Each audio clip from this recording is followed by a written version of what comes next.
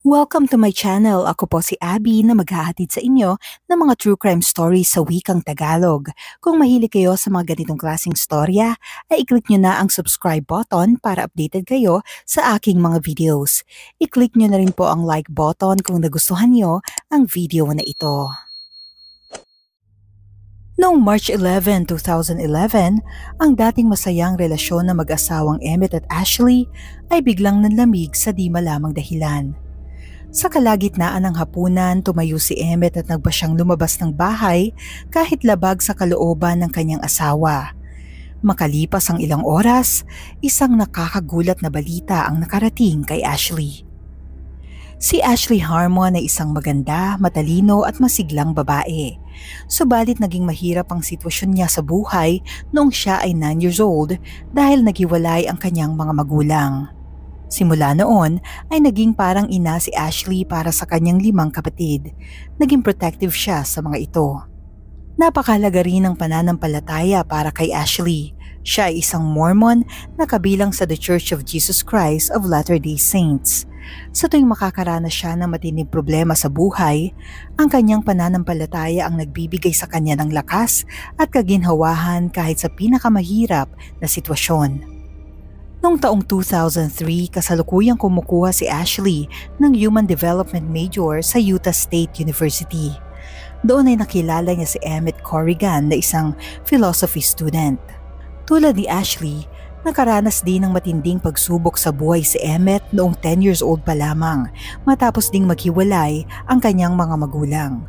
Hindi naging madali para sa kanyang pagbabago sa kanyang pamilya. Kalaunan ay nagpa-convert siya bilang isang Mormon. Nakatulong ang kanyang pananampalataya para makabangon at malampasan ang matinding kalungkutan at sama ng loob na kanyang nararamdaman.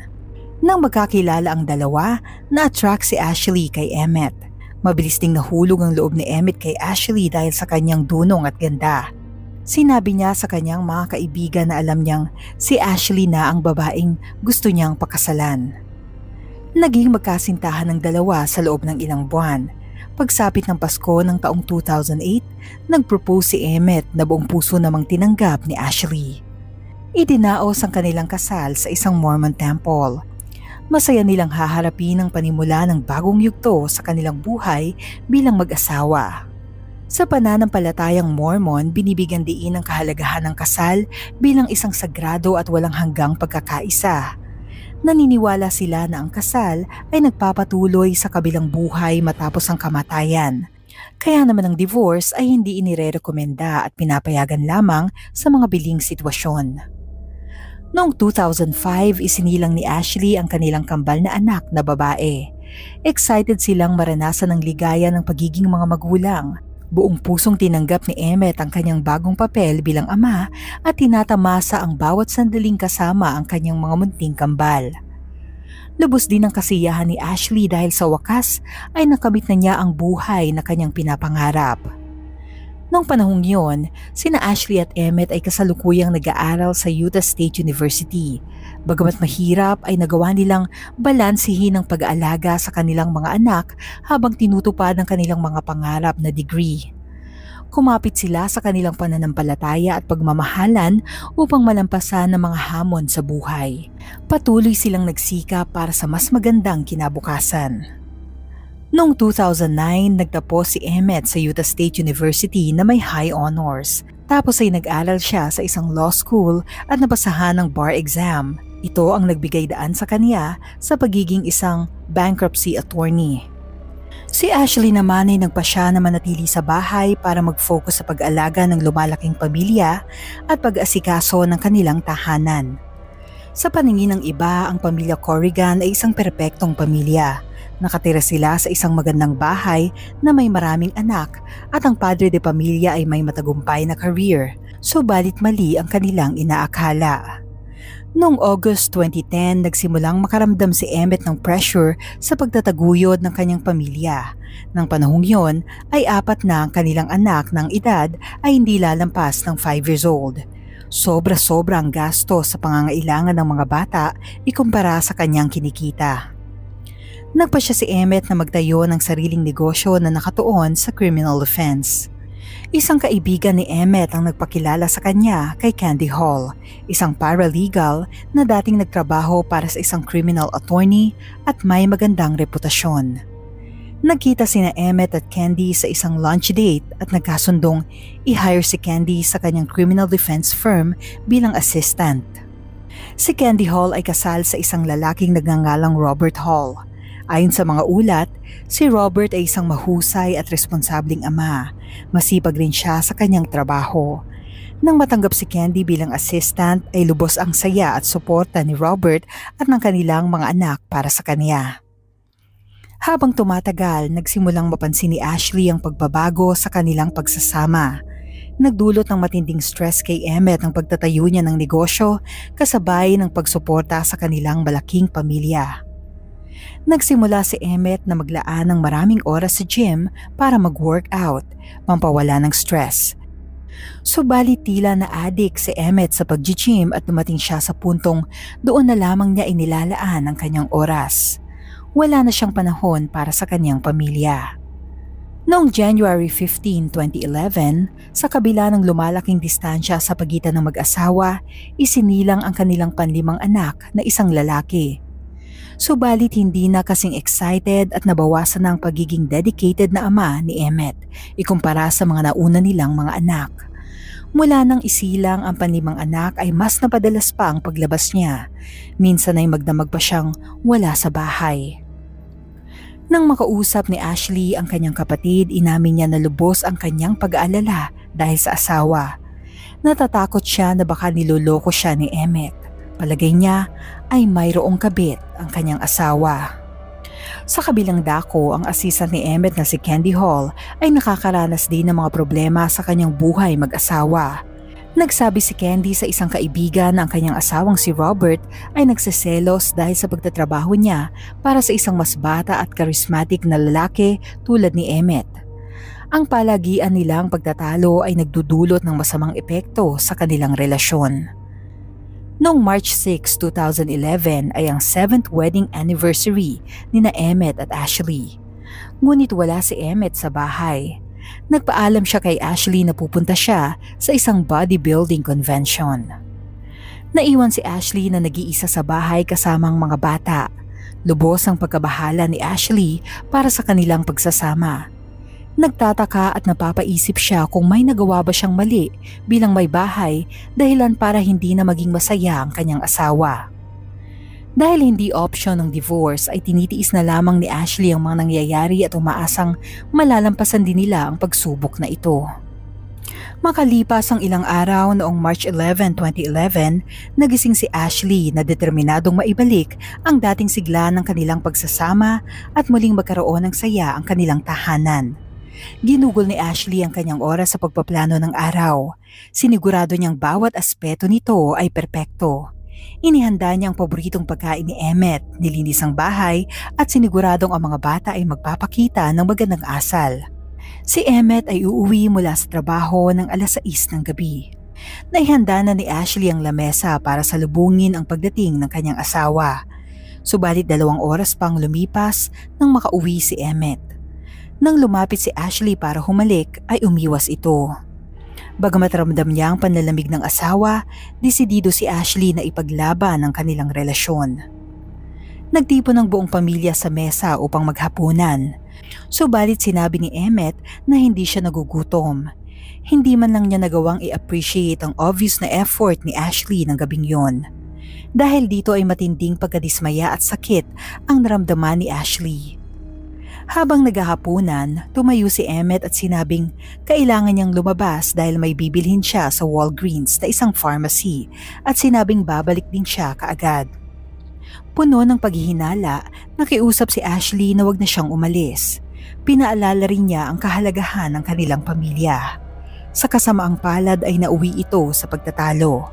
Pinagsabihan ni Emmett si Ashley na wag siyang diktahan sa mga dapat niyang gawin. Matapos noon ay umalis na ng bahay si Emmett. Naiwan si Ashley na masama ang loob. Bagamat mabigat ang loob ng gabing yon, nanalangin si Ashley na sana ay maging maayos muli ang kanilang pagsasama ni Emmett. Sinubukan niyang tawagan at i-text ang kanyang asawa ng ilang beses subalit hindi ito sumasagot. Hindi siya mapakali ng gabing yon at malakas ang kutob niyang may hindi magandang nangyayari. Subalit hindi lang sina Emmett at Ashley ang nanlalamig ang pagsasama. Ang assistant niyang si Candy at asawa nitong si Robert ay nakakaranas din ng problema sa kanilang relasyon. Tila naubos na ang pasensya ni Robert kaya nag-alsabalutan na siya at nabos siyang lumayas na sa bahay. Bagamat mahal niya ang kanyang asawa, sa tingin niya ay mas makabubuting lumayo na siya at magsimula ng bagong buhay. Nang gabing yon, tumawag si Robert sa anak niyang babae para itanong kung kasama nito ang kanyang ina sa sasakyan. Sinabi ng anak na hindi niya kasama ang kanyang ina na si Candy. Ilang sandali ay nadaanan ng kanyang anak ang Walgreens at napansin niyang nakaparada sa parking lot ang kotse ng kanyang ina. Tinawagan niya ang kanyang ama para ipaalam ito. Walang masamang intensyon ng kanyang anak, nais lamang niyang ipaalam sa ama ang kinaroroonan ng ina dahil nagtatanong ito. Subalit ang simpleng tawag na ito ay babago sa buhay ng dalawang pamilya. Bandang 10:00 ng gabi, isang tawag ang natanggap ng 911 tungkol sa mga putok ng baril at babaeng tumitili sa parking lot ng Walgreens. Agad nagtungo ang mga pulis sa nasabing lugar. Wala silang idea sa aktwal na pangyayari at limitado lang ang mga detalyeng na-report sa kanila. Nang marating ang lugar, tumambad sa kanila ang labi ng isang lalaking wala ng buhay. Sa di kalayuan, natagpuan nila ang isa pang lalaking may tama ng bala sa ulo pero buhay pa. Agad isinugod sa ospital ang sugatang lalaki. Malaking palaisipan sa mga pulis ang tunay na nangyari sa lugar. Isang babae ang kinausap nila na sa tingin nila ay makapagbibigay linaw sa totoong pangyayari. Ang babae ay si Candy Hall. Ang lalaking isinugod sa ospital ay ang kanyang asawa na si Robert. At ang lalaki naman na nasawi ay ang kanyang boss na si Emmett. Si Emmett ay nagtamo ng 2 tama ng bala, isa sa ulo at isa sa dibdib. Sa kanilang tahanan, nagising si Ashley dahil may kumakatok sa pinto. Nang kanyang buksan ng pinto, 2 police officers ang kumausap sa kanya para ihatid ang masamang balita na ang kanyang asawa ay pumanaw na dahil sa mga tama ng bala. Tulala at hindi makapaniwala si Ashley sa kanyang mga narinig. Tinanong siya ng detective kung kilala niya sina Robert at Candy Hall. Sinabi ni Ashley na si Candy ay ang assistant ni Emmett. Sinabi rin niya sa detective ang kanyang hinala na si Candy ay kalaguyo ng kanyang asawa. Dinala ng mga otoridad si Candy sa police station para hinga ng karagdagang mga detalye. Tinanong siya ng detective kung may relasyon ba sila ng kanyang boss na si Emmett at kung may nangyari sa kanila ng gabing yun. Pinabulaanan ito ni Candy. Sinabi niyang sumadya siya sa pharmacy ng gabing yun upang bumili ng gamot. Nagkataon namang naroon din si Emmett sa lugar at napagkasunduan nilang mamasyal muna gamit ang sasakyan ng kanyang boss. Nang marating nila ang gas station, nag-ring ang telephone ni Candy dahil sa tawag ng asawa niyang si Robert. Sinabi niya sa asawa na magkasama sila ng kanyang boss dahilan para magselos at pagbantaan ni Robert si Emmett. Nang makabalik ang dalawa sa Walgreens, nagulat si Candy nang makitang naroon si Robert na nakatayo. Bakas ang matinding galit sa kanyang mukha. Nagkaroon ng pagtatalo sa pagitan ni na Robert at Emmett na humantong sa pisikalan. Maya-maya, 3 putok ng baril ang narinig ni Candy. Tapos noon ay nakita niyang nakabulagta na ang dalawa. Nakita rin niya ang baril sa sahig, kinuha niya ito at inilayo sa dalawa. Nang tanungin kung sino sa dalawang nagpaputok ng baril, sinabi ni Candy na wala siyang idea. Mababaw lamang ang natamong tama ni Robert sa ulo. Matapos gamutin at tahiin ng sugat, kinausap siya ng mga otoridad. Inamin niya na sa kanya ang baril na natagpuan sa crime scene. Inamin din niya na nagkaroon ng pagtatalo at pisikalan sa pagitan nila ni Emmett. Kasalukuyan silang nag-aaway ng mahulugang baril mula sa kanyang bulsa. Pinag-agawan nila ang baril, sunod ay kinalabit ito ni Emmett kaya tumama ang bala sa kanyang ulo. Hindi niya alam kung sino o paano nabaril si Emmett. Hindi katakataka para sa mga investigador na walang masyadong matandaan si Robert dahil tinamaan ng kanyang ulo ng panahong yun. Ang katakataka para sa kanila ay kung sino ang tumapos kay Emmett. Siniyasat nila ang mga CCTV footage sa parking lot ng Walgreens. Sa footage, nakita nila ang pagdating ni Robert sa parking lot bandang 9:55 ng gabi. Makalipas ang 1 minuto ay nakita siyang pumapasok sa loob ng pharmacy at mabilis niyang sinuyod ang bawat sulok ng lugar na halatang may hinahanap. Bandang 10:06 ay lumabas na siya at bumalik sa parking lot. Nilipat niya ang kanyang sasakyan sa tabi ng sasakyan ni Candy at doon ay naghintay siya ng ilang minuto. Makalipas ang humigit kumulang 10 minuto, dumating na ang sasakyan ni Emmett sa parking lot subalit hindi nahagip sa footage ang aktwal na engkwentro ng dalawa. Bagamat pinabulaanan ni Candy na may relasyon sila ng kanyang amo, iba ang namutawi sa bibig ng kanyang mga kasamahan sa trabaho. Ayon sa kanila, 3 linggo pa lamang matapos ma-hire si Candy, madalas na silang magkulong sa loob ng opisina ni Emmett. Napag-alaman din ng mga detective na sa kaparehas na araw na nangyari ang insidente, sinamahan ni Emmett si Candy sa Public Defender's Office para mapag-usapan ang divorce. Sa investigasyon, nakitaan nila ang sasakyan ni Emmett ng mga steroids, bagay na hindi na ikinagulat ng mga nakakakilala sa kanya. Matagal na nilang pinaghihinalaan na gumagamit nito si Emmett para sa bodybuilding. Napansin din nila ang pagbabago sa mga kinikilos ni Emmett na sa tingin nila ay epekto ng paggamit niya nito. Nang ibinigay ni Candy ang kanyang salaysay sa mga detective, inilarawan niya ang kakaibang pagkakasunod-sunod ng mga putok.